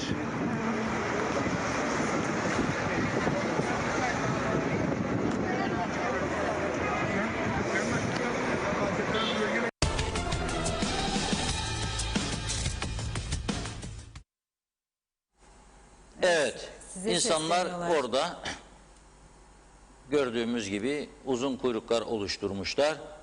Reşat Akar duy sesimiz diyorlar. Ben duyuyorum da önemli olan yetkililerin duyması, görmesi ve önlem alması. Bir tane hemşire vardı diyorlar orada sadece. Sadece bir hemşire. Ya o merkezi açıldı dün, tören düzenlendi. İnsanlar size binayı verdi. Neden bir hemşire olsun orada? Neden 2 değil, 3 değil, 4 değil? Sıkıntı mı var? Bakın buradan çağrı yapıyoruz. Diyebilsek ki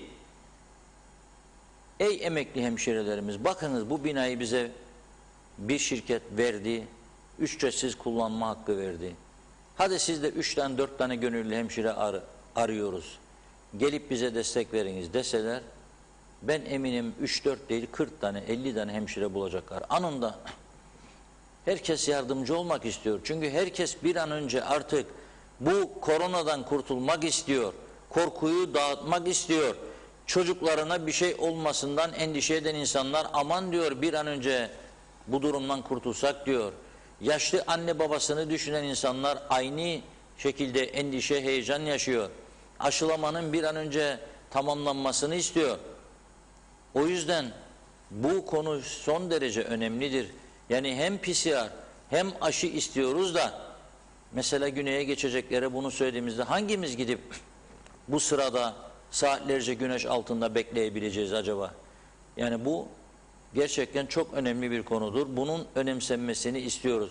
Çok yapılacak iş var fakat maalesef o işlerin yapıldığını göremiyoruz. Şimdi Güney Kıbrıs'ta az önce söyledim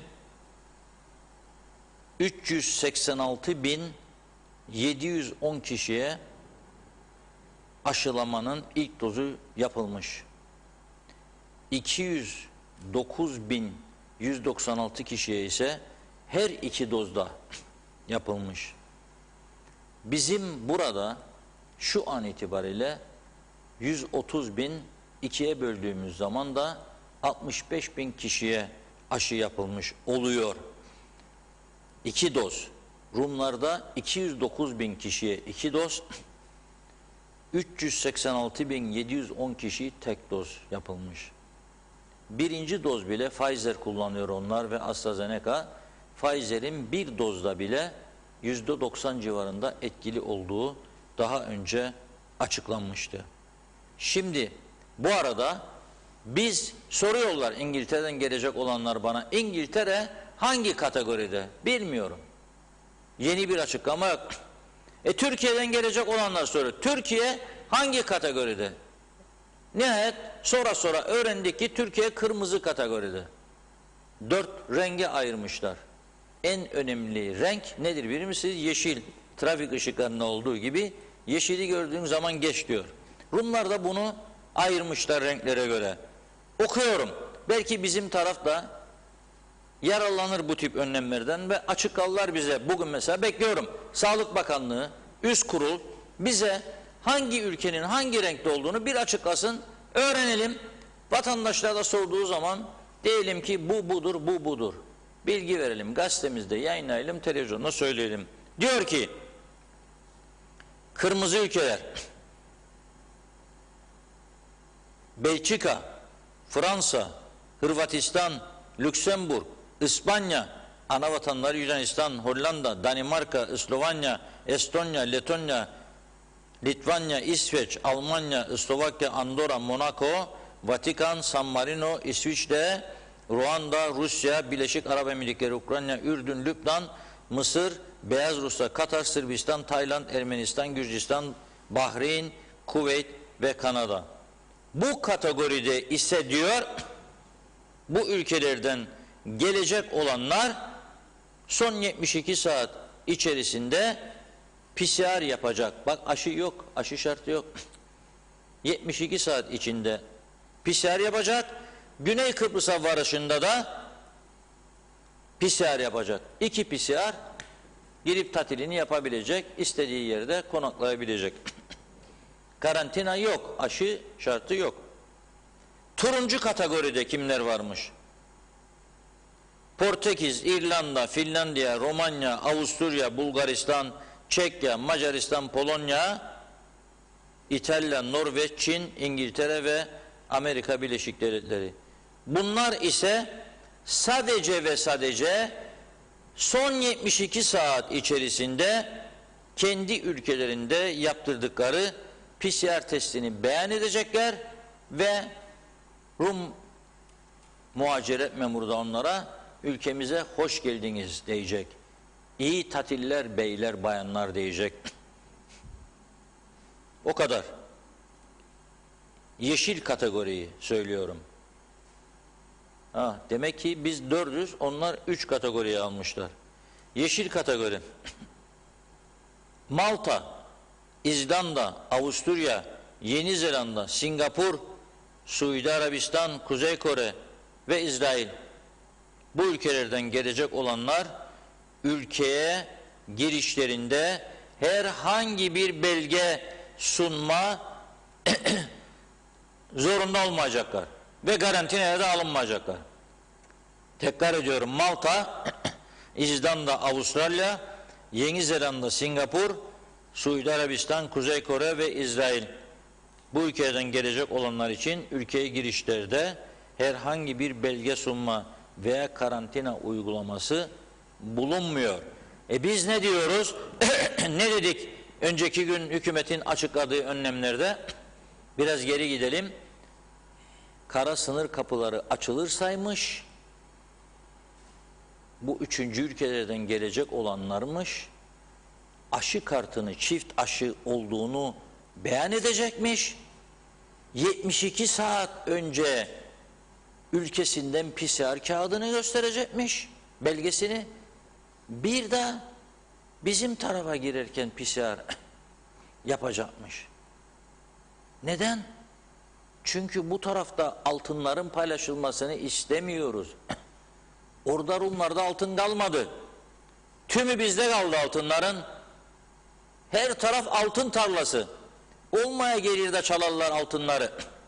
Tabii ben ne tarlası olduğunu biliyorum. Vidanjörler hala çalışıyor.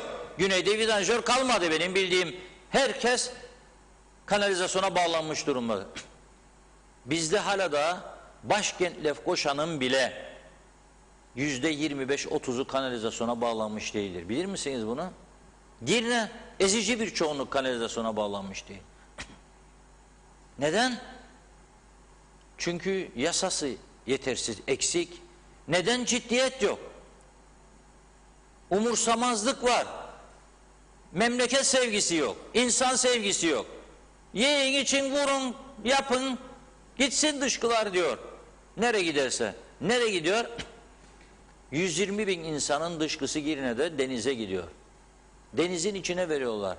Bir Allah'ın kulu, bu ülkeyi seven bir tane siyasetçi veya sivil toplumcusu çıkıp da bu konuda bir şey söyledi mi Allah aşkına? Bir önlem istedi mi?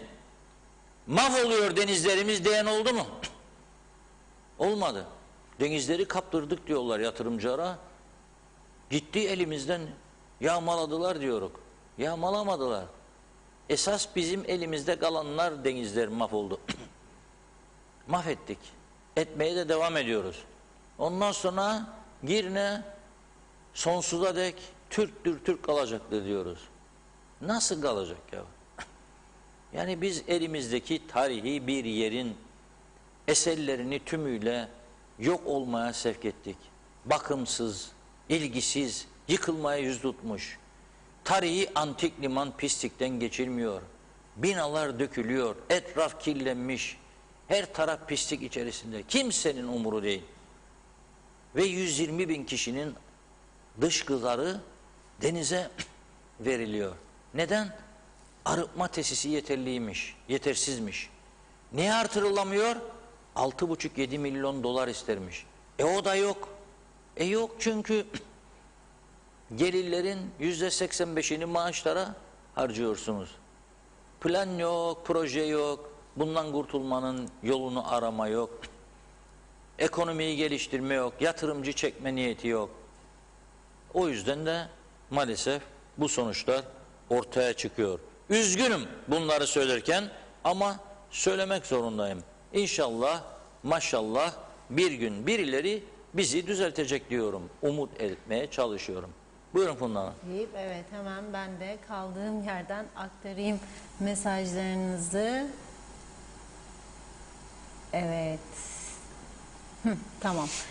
Hüseyin Koltan'ın mesajında kalmıştık. Hüseyin Bey, Reşat Bey şimdi kaç yaş aşıları yapılıyor ve aşılardan bir haber var mı diye sordu. İyi ki varsınız, ağzınıza yüreğinize sağlık, çok teşekkür ederiz diyor. Henüz bir haber yok maalesef aşılarla ilgili. Ethem Durak, kolay gelsin Reşat Bey. Maşallah hayvancılarımız çok zengin. Yeni yeni traktörler yazmış. Anlaşılan üzüm yeme değil, bağcıyı dövme. Diğer örgütlerin katılımı tez bunu doğrular yazdı. Hasan Nihat Erduran, SÜTEK ve TÜK'ü devlet satması lazım. Çok isterlerse ihaleye girip satın alsınlar. Devlet de işine baksın, haksız rekabette yapmasın. Piyasayla acil durumda görev zararı gerektirmeyen konularda devlet eli olmamalı. Mehmet Kurtulmuş, demek oluyor ki Reşat Bey dananın kuyruğu kopacak. Bakan eylem olmadan hükümet geri adım atar. Halk da eylemden vazgeçer demiş. Natalya'da de Reşat abi çok saniye. Reşat abi çok şirketler test yapmıyor. Bu gerçek, bu yazmış. Anlayamadım tam mesajı Natalya. Vedat Özkan, iyi yayınlar. Reşat Bey, Funda Hanım, Kuzey Kıbrıs'ı tarım, hayvancılık ve turizm kalkındırır. Evet. Ale Magarios da Birlik Başkanı'nın sesini eleştirmiş esprili bir dille. Mehmet İnancı, en yürekli başkan Naim Başkan. 2 yıl önce geldiğimde yine traktörler, kamyonlar sokaktaydı. KKTC nereye koşuyor Reşat Bey diyor. Hasan Nihat Erduran, yarın işçi memur emekli sendikaları da bunlara karşı eylem yaparsa şaşırmam. Yoktan yonga olmaz ki. Mehmet İnancı eylemdeki eşeklerle ilgili gülelim mi ağlayalım mı halimize, ülkemizin haline yazmış. Evet, Vedat Özkan, Reşat Bey, Ankara'da 6,5 milyon nüfus var. 26 belediye var. Kuzey Kıbrıs'ta 360 bin nüfus var. 28 belediye var. Bu konu hakkında görüşlerinizi almak isterim saygılarımla diyor. Evet, Natalya'da da yakında eşek sütü içeceğiz yazmış. Evet, bakıyorum böyle yine cevaplar var karşılıklı. Arada atlamayayım. İzzet Kahraman da bize iyi yayınlar diliyor. Teşekkür ediyoruz. Natalya Dede, Reşat Bey, Kuzey Kıbrıs Türk Cumhuriyeti ne renk diyor. Mustafa Özcan, çok yakında siyasi arenada bir devrim yaşanacak. Ceketler çıkacak, gömlekler sıvanacak. Allah'ın emri, adres belli. Zamanlama önemli. Bütün toplum sabırsızlıkla bekliyor. Tema Yavaş, Reşat Bey, Londra çok sıcak, deniz sahilleri insan doldu. Hasan Nihat Erduran, Dünya Sağlık Örgütü sitesinde renkler yayınlanır, güncellenir. TRNC yer almaz bile. 1964'ten beri hayaletiz ya, o bakımdan yani dedi. Ve kimseden buna bile tepki yok demiş. İzzet Kahraman, Sayın Reşat Bey, onlar herkesi düşünür ama bizimkiler koltuk derdinden başka bir şey düşünmez yorumunu yaptı. Ve diyor ki İzzet Bey, Reşat Bey, bu konuştuğun konu Kıbrıslı Türklerin suçu yoktur ama yönetenlerin suçu vardır demiş. Hasan Nihat Erduran, kanalizasyon arıtması olan tesislerde makine mühendisi var mı? Bir soruşturun lütfen. O da mı ses vermez? Basit bir yasal tamirat sadece diyor. Necdet Mavi Gözlü, yarın yine buluşmak umuduyla hayırlı akşamlar diledi. Teşekkür ediyoruz. Metin Maraşeli de hoş vakitler, kolay gelsin diyor. İlyas Genç, iyi yayınlar. Reşat Bey, Dünya Sağlık Örgütü Çin aşısı demek istedi herhalde. Acil kullanım onayı verdi. Şimdi son dakika olarak haberlere düştü. Bakalım bizimkiler kabul edecek mi? Ne yapacaklar? Çok merak ediyorum. Siz ne düşünüyorsunuz demiş. Evet. Ali Magarios, ben yazmadım mesajı diyor. Ben de aktarayım. Bilmiyorum ama az önceki yorumu ben yazmadım demiş. Ali Bey, başkandan da şahsım adına da özür dilerim dedi. Son olarak da Özcan Asker, hayırlı yayınlar olsun inşallah diyor. Natalya'da da tekrar yazdı. Bazı mesajlar var ki çözünce sizler de anlıyorsunuzdur. İnanılmaz mutlu oluyorum. İnşaat şirketlerinde çok kişi diyor test yapmıyor. Ben mesela çok kişi tanırım ve sordum siz test yapıyor musunuz diye. Dediler ki yok. Evet. Berkok, Funda Hanım, Reşat Bey selamlar. İstanbul'u bir vali idare eder. Bizde 500 bin nüfusu kaç vali idare eder diye sormuş. Niyazi Aktaş, geliyor mesajlar. Reşat Bey, temizlik imandandır. Adanın her tarafı çöplük olmuş. İnsan etrafını, yaşadığı yeri kirletmez, korur. Geçitköy Barajı'nın gözetleme yerini temizledik 3-5 arkadaş. Birkaç gün önce yine gittim, yine çöplük yapmışlar. Bunu yapanlar insan olamaz diyor. Nikos Bülent Antonio, iyi yayınlar dilerim. Funda Hanım, Reşat Bey, koronasız fırın kebabı buyurun yiyelim. Hükümet anlamaz insanların durumunu, anlayana sivrisinek saz, anlamayanlara davul zurna az dedi. Natalya'cığım, sana da ayrıca teşekkür ediyorum. Olur mu öyle şey? Süpersiniz. Teşekkür ediyoruz mesajlara. Sözü Reşat Bey'e bırakayım. Buyurun. Evet, Çin aşısına Dünya Sağlık Örgütü'nden Sinovac'a onay gelmiş, son dakika haberi olarak şimdi bana da gönderdiği arkadaşlarımız sağ olsunlar. Türkiye'de de kullanılan, Çin tarafından geliştirilen Coronavac aşısına acil kullanım onayı verildiğini açıkladı diyor Dünya Sağlık Örgütü. Yapılan açıklamada Coronavac'ın 18 yaş üstü yetişkinler için kullanmasının uygun olduğu ve 2 ile 4 hafta sonra ikinci dozun önerildiği belirtildi. Can kaybında %100, bulaşta %94 etkiliymiş bu Sinovac aşısı. Son olarak Endonezya'da 25.374 sağlık çalışanının ikinci dozlarını aldıktan sonra 28 gün boyunca izlendiği araştırmada diyor, Coronavac'ın can kaybını %100 önlediği, hastaneye yatışlara karşı da %96 oranında koruma sağladığı açıklanmıştır diyor. İzlenen grupta koronavirüs buluşmasının bulaşmasının %94 oranında önlendiği belirtilmişti. Bu son dakika haberinin ayrıntıları da gelecek diyor. Evet, ayrıntıları gelecek diyor. O yüzden ben bunu size okumuş oldum. Birkaç ayrı kanaldan geldi bana. Adnan arkadaşımızdan geldi, Rasıl Keskiner Bey'den geldi. Çok teşekkür ederim.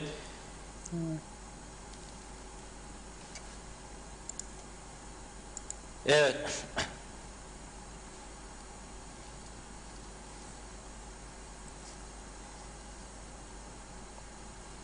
Sevilay Hanım'a da çok teşekkür ederim.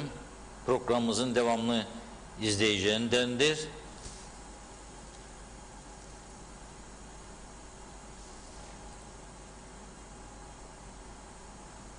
Özelden çok mesajlar geliyor, onu da söylüyorum. Bu arada dün Sibel Hanım'ın şarkısını yayınlamıştık. Kendisi bugün bir teşekkür mesajı gönderdi bize. Çok etkili olduğunu, yurt dışından da çok sayıda kişiden telefon aldığını ve şarkının beğenildiğini söyledi. Biz de kendisine hayırlı olsun dileklerimizi bir kez daha iletiyoruz. Ve bir şarkısı daha var. Yani Sibel Hanım'ın sözlerini yazdığı bir şarkı daha vardır. Onu da yakın bir gelecekte sizlere birkaç gün ara geçtikten sonra yayınlayacağımızı söylemiştik. Şimdi programın sonunda yarınki beklentimize dikkat çekmek istiyorum. Yarın sınır kapılarının açılması konusunda Kuzey ve Güney yöneticileri arasında Rumlarda müzakereci Mavroyannis, bizde de Sayın Ergün Olgun Cumhurbaşkanlığı özel temsilcisi yine bir telekonferans yöntemiyle ve Birleşmiş Milletler temsilcisi Elizabeth İsper Hanım'ın katılımıyla bir son değerlendirme yapacaklarını bugünkü Rum basınından öğrenmiş oluyoruz. Rum sözcüsü Kyriakos Kousios da Kuzey ile Güney sınır kapılarının önümüzdeki Cuma günü yeniden geçişlere açılması için ilkeler ve konunun özü hakkında prensipte bir anlaşma oldu diyor. Ama diyor yarın tamamlanacak, çarşamba günü. Ve pandemi öncekisindeki duruma dönülecek diyor. Bu ne demektir? Bizim az önce Sayın Kudret Özersay'la konuştuğumuz bir konu vardı. Üçüncü ülke vatandaşlarının geçişleri, Rum tarafı bir süre önce bu geçişlerin yasak olacağını duyurmuştu. Ama belli ki bu karardan dönüş yapılıyor ve dolayısıyla üçüncü ülke vatandaşları da eskiden nasılsa aynen o şekilde Kuzey Kıbrıs'a geçme şansı bulacak. Bunun iyice değerlendirilmesini istiyoruz. Bizim tarafın katı şartlar öne sürmemesini istiyoruz. Tabii ki sağlığımız korunacak, önlem alınacak ama yani onların aşı kartıyla veya hiç aşı kartı bile olmadan bazı ülkelere kapıları açtığını düşünelim. Onların kırmızı renkteki ülkelerden bile sadece 2 tane PCR istediğini düşünelim, tatil için gelecek olanlardan ve biz de o yüzden Güney Kıbrıs'tan gelecek olanlara çok ağır şartlar ortaya koymayalım çünkü gelmeyecekler. O zaman da kapıların açılmasının bir anlamı olmayacak. Biz kuzeyden güneye PCR'ı yaptırıp 3 günde deser, 7 günde deser gideceğiz. Yani merak var. Bir Avrupa havası almak var. Gideceğiz. Bu böyle. Ama herhalde her 3 günde bir de kimse veya her 7 günde bir PCR yapıp da gitmeyecek.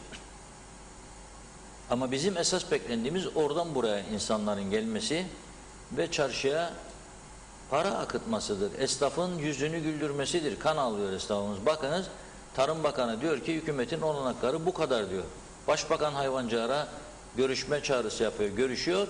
İmkanlarımız bu kadar diyor.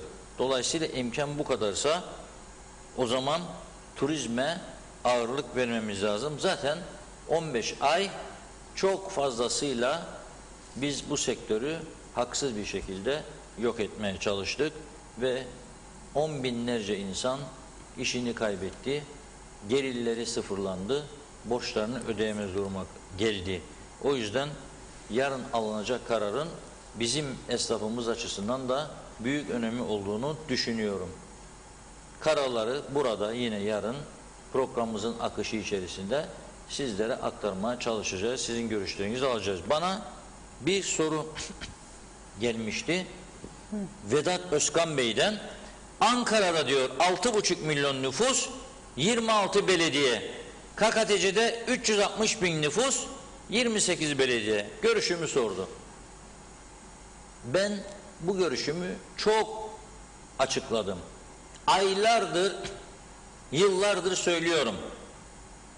28 belediye inanılmaz bir lüks oluşum. Bizim kaldırabileceğimiz bir yapı değildi. Nitekim öyle oldu. Birçok belediye yıllar içerisinde aşırı istihdamlar yaptı. Patladı belediye binalarının içi doldu taştı ama dışarıda çöpleri temizleyecek. Yaz günlerinde sokakları temizleyecek, yıkayacak. Boyaları dökülmüş kaldırımları yenileyecek, onları boyayacak, yeşillendirecek, ağaçlandıracak bir yapı yok. Olmadı. Bina içi personel istihdamlarıyla belediyeleri öyle bir noktaya getirdik ki birçoğunu yatırım yapamaz noktaya getirdik. Maaş ödüyorum ya diyor bazı belediye başkanları ve bunu büyük bir gururla söylüyor. Ödüyorsun da senin ana görevlerini yerine getiremiyorsun. Temizlik yapamıyorsun, yeşillendirme yapamıyorsun, kaldırım yapamıyorsun, sineklerle mücadele edemiyorsun, inşaat atıklarını yolların içinden ortasından kaldıramıyorsun, aydınlatma yapamıyorsun, yeterince park yapamıyorsun, olan parklara iyi bakamıyorsun, temizleyemiyorsun, kanalizasyon sorununu çözüme götüremiyorsun. Ezici bir çoğunluk bu durumda. 280 kişinin yaşadığı bir köyde belediye mi olur arkadaş? Burada olur. Ve her hükümet programında Ankara'ya gidip geldiklerinde protokollerde bu belediye sayılarının azaltılması yazıldığı halde ve bunu yapacaklarını söyledikleri halde yapamıyorlar. Son hükümet döneminde Halkın Partisi kanadı Ayşegül Hanım hazırlamıştı yasa değişikliğini. Fakat o kadar çok tepki geldi sağdan soldan ki başaramadılar. O da yerini o dosyalarda, tozlu raflarda aldı. Onun için diyorum cesaret, cesaret, cesaret. Cesaret varsa bu ülke kısa sürede düzlüğe çıkar. Ne sağ ne sol meselesi değil bu iş. Hizmet aşkı ve partizanlıktan uzak durmak. Tepki gelecek mi bazı kesimlerden? Gelecek. Küsenler olacak mı? Olacak. Ama başka çaresi yok. Ülkenin geleceği, insanların geleceği için bir şeyler yapma zamanı çoktan gelip geçti. Bu duyguları aktarıyorum. Bu soruya cevap verebileceğim cevap bu. İnşallah yakın bir zamanda belediyelerin konusu da ele alınır ve çözümlenir. 1 kilometre, 2 kilometre mesafede belediyeler var. Mesela alalım. Akıncılar, Vadili, Paşaköy, Akdoğan. Ne bu ya? Tümünün toplamı şerit gidersen 8-10 kilometre. Beyarmudu ve Mausa ve Boğaziçi ve Yeni İskele. Bu taraf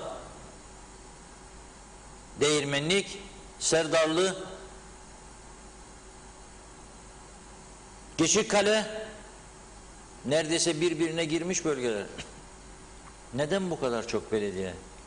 Girne, Alsancak, Lapta. Nasıl olur bu iş? Yani düşünmek lazım ve bu ayakkabı, bu pabuç bize çok büyük geldi. Anlamamız lazım. Ayak içinde oynuyor. Yani olmaz. Ayağımıza göre numara 42 ise ayakkabı 42 olması lazım. 42 giymesi gereken adam 52 giyerse ne olur sonu? Yürüyemez doğru dürüst yolda. Aynı durumdur belediye ve diğer konularda yaşadıklarımızda. Teşekkür ediyorum ve veda saati geldi diyorum. Yarın inşallah yine birlikte olacağız. Biz de çok teşekkür ediyoruz değerli yorumlarınız için. Şarkıyla veda edelim mi Reşat Bey, korona şarkısıyla? Vallahi çok kişi istiyor bizim şarkıyı. Evet, Niye yazıyorlar. unutturdunuz diyorlar. Ya. Sen neymişsin be korona diyerek. Onunla veda edelim. Veda edelim. Yarın aynı saatte görüşmek üzere. Hoşçakalın.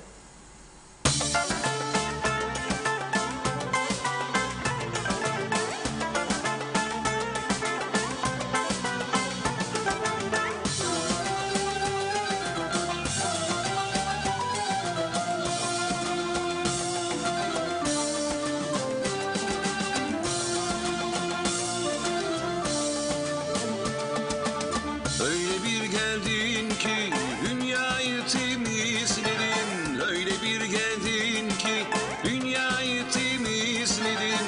Ne uçak kaldı ne tren, ne vapur kaldı ne kamyon. Sen neymişsin be korona? Of, dünyayı soktun komaya. Sen neymişsin be korona? Dünyayı soktun komaya. Zengin fakir ölüm korkusunda. Milyonları geçti pozitif vaka. Sen neymişsin be korona? Yastık altında kalmadı para.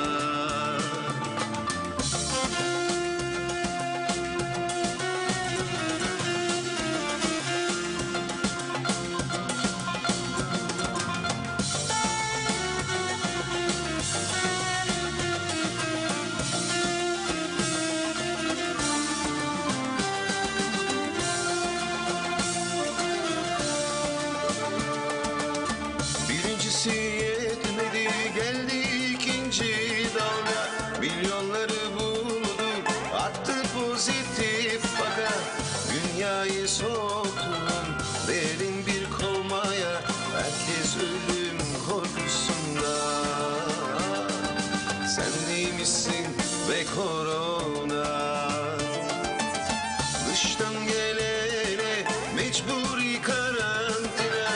İşin kolayını buldular yasaklarla. Kepenkler indi çarşı pazardan. Yastık altında kalmadı para. Sen neymişsin be korona? Sen neymişsin be korona?